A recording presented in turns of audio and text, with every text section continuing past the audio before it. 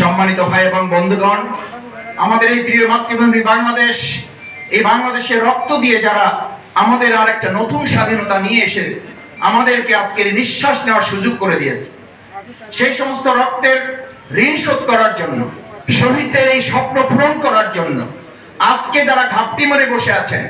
সুবিধা ভোগ করার জন্য যারা বিভিন্ন জায়গায় আবার সেই আগের একই কায়দায়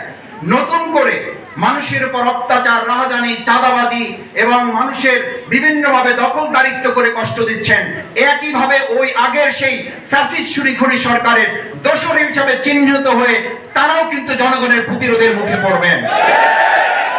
বাংলাদেশ জামাত ইসলামী, ইসলামী ছাত্র শিবির মনে করে